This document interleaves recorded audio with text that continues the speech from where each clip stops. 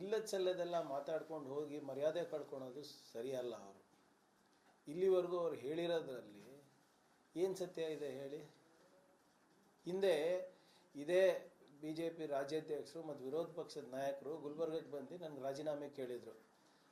ಯಾರೋ ಕೆಲಸಕ್ಕೆ ಬರಲಾರ್ದ ಮಣಿಕಂಠ ರಾಠೋಡ್ ನಾವು ಅವ್ರ ಮೇಲೆ ಮರಣಾಂತಕ ಹಲ್ಲೆ ಮಾಡಿದ್ವಿ ಅಂದ್ಬಿಟ್ಟು ರಾಜೀನಾಮೆ ಕೇಳಿದ್ರು. ಏನಾಯಿತು? ಅದಕ್ಕೆ ಉತ್ತರ ಕೊಟ್ಟರು ವಿಜೇಂದ್ರ ಅವರು. ಇಂಥವರಿಗೆ ಇವ್ರು ಸಾಕ್ತಾ ಇರೋದು BJPಯವರು. ನಾನು ನಿನ್ನೆ ಭಾಳ ಸ್ಪಷ್ಟವಾಗಿ ಒಂದು 4 ಪ್ರಶ್ನೆಗಳು ಕೇಳಿದ್ದೀನಿ BJPಯವರಿಗೆ. ಕಲಬುರಗಿ ರಿಪಬ್ಲಿಕ್ ಅಂತ ತಾವೇನು ಹೇಳಿದ್ದೀರಾ, ಕಲಬುರಗಿ ರಿಪಬ್ಲಿಕ್ನಲ್ಲಿ IPL ಬೆಟ್ಟಿಂಗ್ ದಂಧೆ ನಡೆಸ್ತಾ ಇರುವಂಥ ಶಾಸಕರು ಯಾರು ಅಂತ ನೀವು ನಿಮ್ಮ BJP ಸುತ್ತಮುತ್ತ ಇರೋ ಜಿಲ್ಲೆಗಳ ಶಾಸಕರಿಗೆ ಕೇಳಿ ಉತ್ತರ ಸಿಗುತ್ತೆ. ಅಕ್ಕಿ ಕಳ್ತನ, ಮಕ್ಕಳ ಹಾಲಿನ ಪೌಡ್ರ್ ಕಳ್ತನ ಮಾಡಿ 20-30 ಕೇಸ್ ಹಾಕ್ಸ್ಕೊಂಡಿರೋರು ಯಾವ ಅಭ್ಯರ್ಥಿ ಕೇಳಿ ಗೊತ್ತಾಗುತ್ತೆ. ಈಗ ಒಂದು ತಿಂಗಳ ಹಿಂದೆನೇ ಆಲ್ಮೋಸ್ಟ್ 60-70 ದಿನ ಜೈಲಲ್ಲಿ ಬಂದವರು ಯಾವ ಪಕ್ಷದವರು? ಜೇವರ್ಗಿನಲ್ಲಿ ಸ್ಯಾಂಡ್ ಮಾಫಿಯಾ ಮಾಡಿ ನಮ್ಮ ಪೇದೆ ಮೇಲೆ ಗಾಡಿ ಹಾರಿಸಿರೋದು ಯಾವ ಪಕ್ಷದವರು? ಇವೆಲ್ಲ ಸ್ವಲ್ಪ ಇತಿಹಾಸ ತೆಗೆದು ನೋಡಿದ್ರೆ ಅವರಿಗೆ ಗೊತ್ತಾಗುತ್ತೆ. ಪ್ರಾಬ್ಲಮ್ ಏನಂದರೆ, ಬೆಂಗಳೂರಿನಲ್ಲಿ ಕೂತ್ಕೊಂಡು ಕಲಬುರಗಿ ಬಗ್ಗೆ ತಿಳ್ಕೊಳೋಕ್ಕೆ ಪ್ರಯತ್ನ ಮಾಡ್ತಾರಲ್ಲ, ಆವಾಗ ತಪ್ಪು ಮಾಹಿತಿ ಹೋಗ್ತದೆ. ಈಗ ನೀವು ಹೇಳ್ತಾ ಇದ್ದೀರಿ ರಾಜು ಕಪ್ನೂರು ನಮ್ಮ ಆಪ್ತ ಅದು ಇದು ಅಂತ ಹೇಳ್ತಾ ಇದ್ದಾರಲ್ಲ. Raju Kapnur BJP SC Morcha cell ಅಧ್ಯಕ್ಷರಾಗಿರ್ಲಿಲ್ವಾ ಮುಂಚೆ? ಮರ್ತೋಗ್ಬಿಟ್ಟಿದ್ದಾರಾ? BJP ತೊರೆದು ಕಾಂಗ್ರೆಸ್ಸಿಗೆ ಬಂದಿರೋದು ಅದು ಮರ್ತೋಗ್ಬಿಟ್ಟಿದ್ದಾರಾ? ಸೊ ಹೀಗಾಗಿ ನಾವು ಅವ್ರ ಥರ ಸುಳ್ಳು ಹೇಳಿ ಹಿಟ್ ಆ್ಯಂಡ್ ರನ್ ಮಾಡಿ ಹೋಗ್ತಾ ಇಲ್ಲ. ಏನೇ ಇದ್ರೂ ನಾವು ಹೇಳ್ತಾ ಇದ್ದೀವಲ್ಲ, FSL ಬರಲಿ, ಸತ್ಯಾಂಶ ಹೊರಗೆ ಬರಬೇಕು, ತನಿಖೆ ಆಗಲಿ ಇಂಡಿಪೆಂಡೆಂಟಾಗಿ ಅಂತ. ನಾವೇನು ಅವ್ರ ಥರ ಇದು ಏನೋ ಎಲ್ಲೋ ತಲೆಮರೆಸ್ಕೊಂಡು ಓಡಾಡ್ತಾ ಇದ್ದೀವ?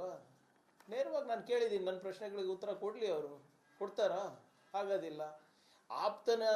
ಯಾರೋ ಆಪ್ತ ಅಂದ್ಬಿಟ್ಟು ಮಾಡಿರಬಹುದು, ಮಾಡಿದ್ದಾನೆ ಅಂತಲೂ ಏನಿದೆ ಗೊತ್ತಿಲ್ಲ.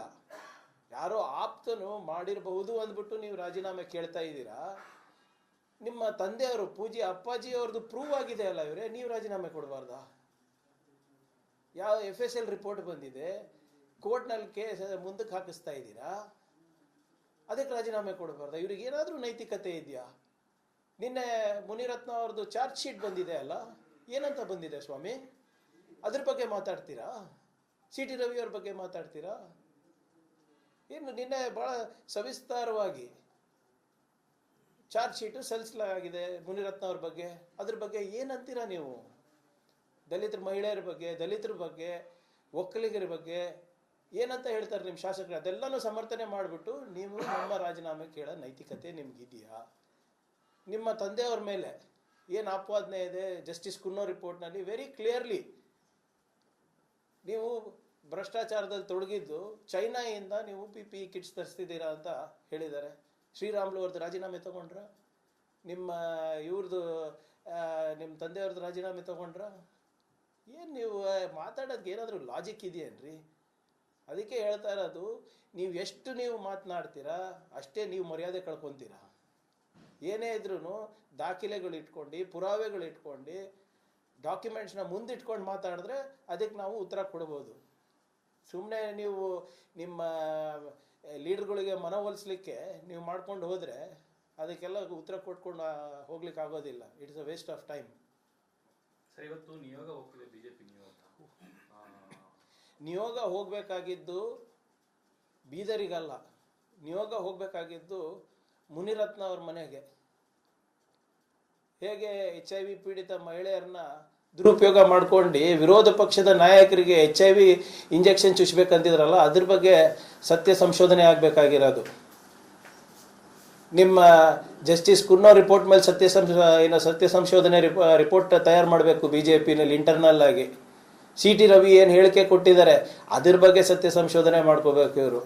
ಏನು ನಿಮ್ಮ ಮೇಲೆ ಮನಿ ಲಾಂಡ್ರಿಂಗ್ ಕೇಸ್ ಇದೆ, ECIR ಕೇಸ್ ಇದೆ, ನೀವು ನಿಮ್ಮ ಅಫಿಡವಿಟಲ್ಲಿ ಕೊಟ್ಟಿದ್ರೆ ಅದ್ರ ಬಗ್ಗೆ ಸತ್ಯ ಸಂಶೋಧನೆ ಆಗಬೇಕು. ಯಾವಾಗ BJP ನಾಯಕರೇ ಹೇಳ್ತಾ ಇದ್ದಾರಲ್ಲ ಯಡಿಯೂರಪ್ಪ ಅವ್ರು ಯಾವುದೇ ವೇದಿಕೆ ಹತ್ತಬಾರ್ದು ಅಂತ, ಅದ್ರ ಬಗ್ಗೆ ಸತ್ಯ ಸಂಶೋಧನೆ ಆಗಬೇಕು. 1000 ಕೋಟಿ ರೂಪಾಯಿ 1500 ಕೋಟಿ ರೂಪಾಯಿ ರೆಡಿ ಮಾಡ್ಕೊಂಡಿದ್ದೀರಿ ಅಂತಲ್ಲ, ಅದ್ರ ಬಗ್ಗೆ ಸತ್ಯ ಸಂಶೋಧನೆ ಆಗಬೇಕು. KKRDB ಹಗರಣ ಮಾಡಿದ್ರಲ್ಲ, ಅದ್ರ ಬಗ್ಗೆ ಸತ್ಯ ಸಂಶೋಧನೆ ಆಗಬೇಕು. ಇವೆಲ್ಲ ಬಿಟ್ಬಿಟ್ಟು ಯಾವುದು ಸಂಪೂರ್ಣವಾಗಿ ಪ್ರೂವ್ ಆಗಿದೆ, ನಿಮ್ಮನೆ ನಿಮ್ಮ ತಟ್ಟೆನಲ್ಲೇ ಹೆಗಣ ಬಿದ್ದಿದ್ರೆ ಬೇರೆಯವ್ರ ತಟ್ಟೆನಲ್ಲಿ ನೊಣ ಹುಡ್ಕಕ್ಕೆ ಹೋಗ್ತಾ ಇದ್ರಲ್ರಿ, ನಾಚಿಕೆ ಬರ್ಬೇಕು ನಿಮಗೆಲ್ಲ. ಇವೆಲ್ಲಾನು ನಾನು ಹೇಳ್ತಾ ಇದ್ದೀನಲ್ಲ, ಇವರ ಹುಳುಕನ್ನ ಮುಚ್ಚಾಕ್ಲಿಕ್ಕೆ ಇವರೆಲ್ಲ ಸತ್ಯ ಸಂಶೋಧನೆ ಮಾಡ್ತಾ ಇದ್ದಾರಲ್ಲ. ಏನಾಯ್ತು ರೀ ವಕ್ಫ್ ಸತ್ಯ ಸಂಶೋಧನೆ? ಇಲ್ಲಿ ಮೇಲ್ಮನೆಯಲ್ಲಿ ಮತ್ತು ಕೆಳಗಿನ ಮನೆಯಲ್ಲಿ ಬೆಳಗಾವಿ ಅಧಿವೇಶನದಲ್ಲಿ ಏನು ಸಾಬೀತು ಮಾಡಿದ್ರು ಹೇಳಿ? ಹಾಂ, ಸತ್ಯ ಸಂಶೋಧನೆ ಆಗಬೇಕು. ಅನ್ವರ್ ಮಾನ್ಪಡಿಗೆ ನೀವು 150 ಕೋಟಿ ರೂಪಾಯಿ ಕೊಟ್ಟಿರೋದು ಸತ್ಯ ಸಂಶೋಧನೆ ಆಗಬೇಕಾಗಿದ್ದು. ಅವರು ನಿಮಗೆ ಕಳ್ಳ ಅಂತ ಹೊರಗೆ ಬಂದು ಓಡಿಸಿದ್ರಂತಲ್ಲ, ಗನ್ಮ್ಯಾನ್ ಜೊತೆಗೆ ಓಡೋದ್ರಂತಲ್ಲ, ಅದ್ರ ಬಗ್ಗೆ ಸತ್ಯ ಸಂಶೋಧನೆ ಆಗಬೇಕು. ಸುಮ್ಮನೆ ನೀವು ಪುರಾವೆ ಇಲ್ಲ, ಡಾಕ್ಯುಮೆಂಟ್ಸ್ ಇಲ್ಲ, ಸುಮ್ಮನೆ ನೀವು ವಾಟ್ಸ್ಯಾಪ್ನಲ್ಲಿ ಏನು ಬಿಟ್ಟಿದ್ದೆಲ್ಲಾನು ನಿಜ ಅಂದ್ಕೊಂಡು ಹೋಗ್ತಾ ಇದ್ರೆ BJP ಅವರು, I feel sorry for you. ರಾಜೀನಾಮೆ ಕೊಡಬೇಕು ಅಂತ ಒತ್ತಾಯ ಮಾಡ್ತಿದ್ದಾರೆ. ಅವ್ರು ಹೇಳಿರೋ ತಾಳಕ್ಕೆಲ್ಲ ಕುಣಿಯಕ್ಕೆ ನಾನೇನು ರೀ? Who are they to demand my resignation? ಏನಾದರೂ ಇದೆಯಾ? ನಾನು ಹೇಳ್ತಾ ಇದ್ದೀನಲ್ಲ, ಪುರಾವೆ ಕೊಡಿ ಸ್ವಾಮಿ, ಡಾಕ್ಯುಮೆಂಟ್ಸ್ ಕೊಡಿ. ಭಾಳ ಸ್ಪಷ್ಟವಾಗಿ ಸಚಿನ್ ಏನೋ ಅಲೆಜ್ಡ್ ಡೆತ್ ನೋಟ್, ಅದು ಇನ್ನೂ ಪ್ರೂವ್ ಆಗಿಲ್ಲ, ಅದು ಅವ್ರು ಬರ್ದಿರಬಹುದು ಅಂತಲೇ ತಿಳ್ಕೊಳ್ಳಿ. 8 ಜನ ಆರೋಪಿಗಳು ಇದರಲ್ಲಿ. 8 ಜನ ಆರೋಪಿನಲ್ಲಿ ನಾನು ಇದ್ದೀನ ಅದರಲ್ಲಿ. A1 to A8 Priyank Kharge is name is they. ಯಾರೋ ಆಪ್ತ ಮಾಡಿರಬಹುದು ಅಂತ ಹೇಳ್ತಾ ಇದ್ದಾರಲ್ಲ, ಇಲ್ಲಿ ಎಲ್ಲ ನಿಮ್ಮವರೇ ಮಾಡಿರೋದಿದೆ ಅಲ್ವಾ? ಅದ್ರ ಬಗ್ಗೆ ಯಾಕೆ ಉತ್ತರ ಕೊಡೋದಿಲ್ಲ ಅವರು? ರಾಜೀನಾಮೆ ನೀವು ಹೇಳ್ದಂಗೆಲ್ಲ ಕೊಡೋಕ್ಕಾಗ್ತದೆ ನಾವು? ವೆರಿ ಕ್ಲಿಯರ್ಲಿ ಈಶ್ವರಪ್ಪ ಅವ್ರ ಕೇಸ್ನಲ್ಲಿ ಈಶ್ವರಪ್ಪ ಅವ್ರ ಹೆಸರು ತಗೊಂಡಿದ್ದಾರೆ. ನಿಮ್ಮ ಕಾರ್ಯಕರ್ತರಿದ್ರು ಅವರು, ನಿಮ್ಮ ಕಾರ್ಯಕರ್ತರಿದ್ರು. ಆಮೇಲೆ ಇಲ್ಲಿ ಯಾವುದೋ ಒಂದು ಯೂನಿಟಿ ಇನ್ಫ್ರಾಸ್ಟ್ರಕ್ಚರ್, ಇವ್ರು ಪ್ರಾಜೆಕ್ಟ್ ಮ್ಯಾನೇಜರ್ 25 ವರ್ಷಕ್ಕೆ ಕ್ಲಾಸ್ 1 ಕಾಂಟ್ರಾಕ್ಟರ್ ಇದನ್ನೋ ಇಲ್ಲ ಅಂತ ನನಗೆ ಗೊತ್ತಿಲ್ಲ. ಬಟ್ 5 ಜನ ಅವ್ರ ಕಂಪನಿದವ್ರದ್ದೇ ಹೆಸರಿದೆ ಅಲ್ಲ, ತನಿಖೆ ಆಗಲಿ ಅಂತ ನಾವು ಹೇಳ್ತಾ ಇದ್ದೀವಲ್ಲ. ಸತ್ಯ ಸಂಶೋಧನೆ ನಾಟಕ ಮಾಡೋದು, ಹೆಣ ಬಿದ್ದಾಗೆಲ್ಲ BJP ಅವರಿಗೆ ರಾಜಕೀಯನೇ ಬರುತ್ತೆ ಹೊರತು ನಿಜವಾಗ್ಲೂ ಜನರಿಗೆ ನ್ಯಾಯ ಕೊಡಿಸ್ಬೇಕಂತ ಯಾವುದೇ ಅವ್ರಿಗೆ ಇದು ಇಲ್ಲ. ಈಶ್ವರಪ್ಪನ ಹೆಸರನ್ನೇ ತೆಗಿತಾ ಇದ್ದಾರೆ, ಯಾಕಂದ್ರೆ ಈಶ್ವರಪ್ಪ ಅವರ ವಿಚಾರದಲ್ಲಿ ಸಂತೋಷ್ ಮಾಡಿದ್ರು, ಹಾಗಾಗಿ ರಾಜೀನಾಮೆ ಪಡ್ಕೊಂಡು. Yes sir, agreed. ಕೇಳಿದ್ರು ಈಗ ಯಾಕೆ ಅನೈತಿಕತೆ ಪ್ರದರ್ಶನ? ನೈತಿಕತೆ ಇದೆ, ಅದಕ್ಕೆ ನಿಮ್ಮ ಮುಂದೆ ಕೂತಿದ್ದೀನಲ್ಲ. ನೈತಿಕತೆ ಇರಲಿಲ್ಲ ಅಂದರೆ ನಾವು ಎಲ್ಲೋ ಬೇರೆ ಕಡೆ ಇರಬೇಕಾಗಿತ್ತು. ನಿಮ್ಮ ಮುಂದೆ ಯಾಕೆ ಬರ್ತಾ ಇದ್ವಿ? ಎದುರುಗಡೆ ಕೂತ್ಕೊಂಡು ಕೇಳಿರೋ ಪ್ರಶ್ನೆಗೆಲ್ಲ ಉತ್ತರ ಕೊಡ್ತಾ ಇದ್ದೀನಲ್ಲ ಸ್ವಾಮಿ. ನನ್ನ ಹೆಸರು ಇದೆಯಾ ಅದರಲ್ಲಿ? ಹೇಳಿದಾರ ಪ್ರಿಯಾಂಕರ್ಗೆ ನನಗೆ ಟೆಂಡರ್ ಇಸ್ಕೊಡ್ತೀನಿ ಅಂತ ಹೇಳಿದರು. ಅವ್ರಿಗೆ ಫಸ್ಟು ಕರೆಕ್ಟಾಗಿ ಅದು ಅಲೆಜ್ಡ್ ಡೆತ್ ನೋಟ್ ಅಂತ ಹೇಳ್ತಾ ಇದ್ದೀನಿ. ಆ ಪತ್ರದಲ್ಲಿ ಏನಿದೆ ಅಂತ ಸರಿಯಾಗಿ ಕಂಡುಬಿಟ್ಟು ಓದಕ್ಕೆ ಹೇಳಿ ಅವರಿಗೆ. KIDB ಇದಿರಬೇಕು, ಝೂ ಅಥಾರಿಟಿದಿರಬೇಕು, RDದಿರಬೇಕು. ಇವೆಲ್ಲನೂ ಕೂಡ ಟೆಂಡರು ಹಾಕಿದ್ದೀವಿ ಅಂತ, ಟೆಂಡರ್ ಕೊಡಿಸ್ತೀನಿ ಅಂತ ಇವ್ರು ಹೇಳ್ತಾ ಇರೋದು.